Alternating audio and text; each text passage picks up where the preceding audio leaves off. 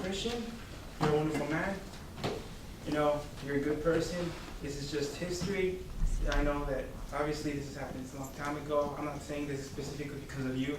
It's just, you know, personally I was going to talk about World of Warcraft again, getting more detail into the game, but because I had to improve myself, I had to choose another topic.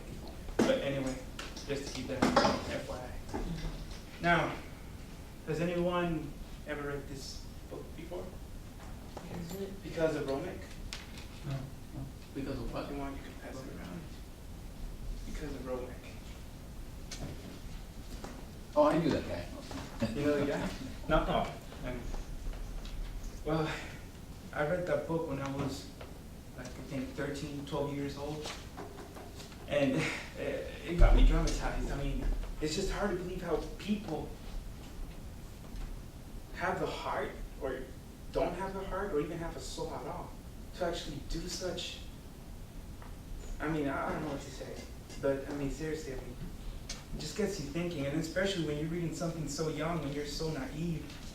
I mean, I had nightmares, but to tell you the truth, anyway, it's about this guy named David Faber. He's a Jew, and he survived the Holocaust, and he was about 10 years old. He was actually 10 years old when he suffered that crisis. And I actually met him in person too. It all started when I was in middle school. I was in my 7th year. It was in my history teacher, and we finished a chapter, I think chapter 7, about the Holocaust.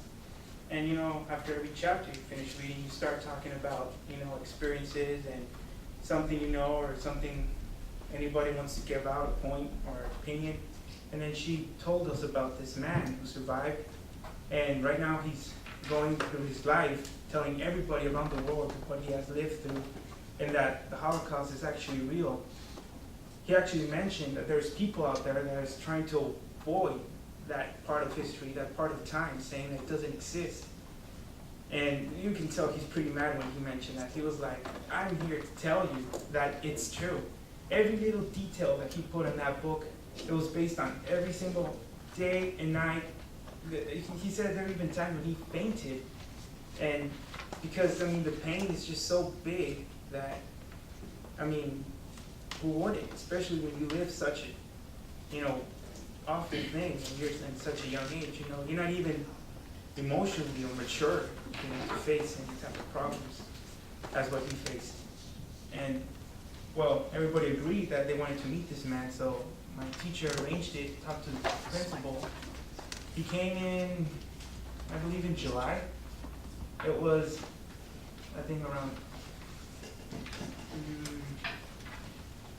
yeah, it was in July 23rd. It was in the cafeteria where the meeting took place. And I met this man, he was about this tall. He's around 40 years old now, 41. Don't really remember the details, but all I know is that he looked young.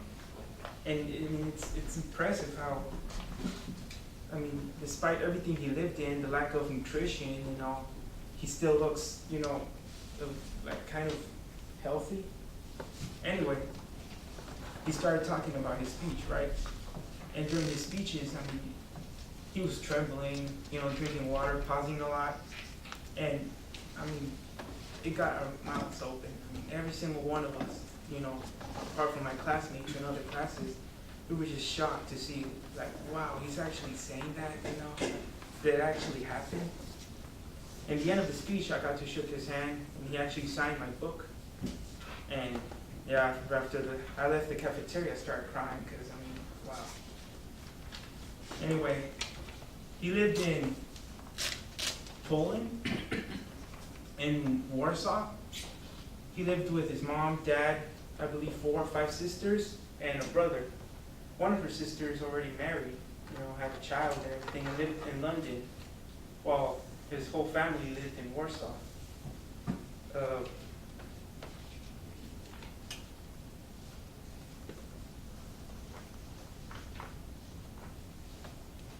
I don't really want to tell you the details about what's going on. I prefer for you guys to actually read it, to see what he actually, you know, because I mean, that's the purpose of the book, to read and to know what actually happened.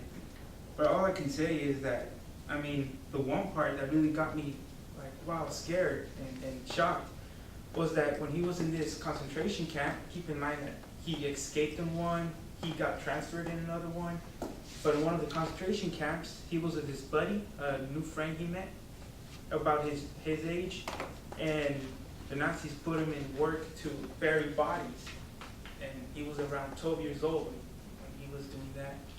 And obviously, you know, they give him shovels and they started burying all the bodies.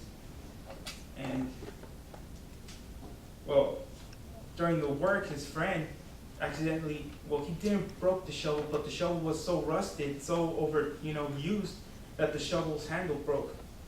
And the friend, started panicking, like, oh my gosh, what am I going to do? And obviously, David, he was like, no, it's okay, they'll understand, we'll just replace the shovel, and like nothing ever happened, right? Well, one of the officer Nazis came in, and they were like, what's wrong, why do you stop working? And then he just, came up to him with the broken shovel and said, I'm sorry. And like, if he, give him another one, I'll continue working. Well, obviously the Nazi got pretty pissed. He hit him, he started, beating him up in front of David, then he grabbed him by the hair, threw him and shot him on the head. And then he told him, when you're done with these other bodies, make sure you bury him as well. And he left pissed, And when David Faber finished the bodies and he was about to bury his friend, the officer came back and he said, in second thought, bring him to me. And he was carrying his friend's body, which he knew him for like about 3 months already, working with him, during the concentration camp. And he carried him, in front of the officer, and he said, what do you want me to do with him? And then he ordered like 2 soldiers that was in his side to, grab him and put him on top of a stick. So they had him hanging like this. And yeah, I read this when I was 13. I don't know. I've been watching Barney and Power Rangers and all that, but once you read that book, it's wow. Sometimes I read it, I wish I could just get to know that book when I was older, when you have the knowledge and the maturity to know that, these things happen. But, well, anyway, that's all I have to share for tonight. Hope you guys read the book.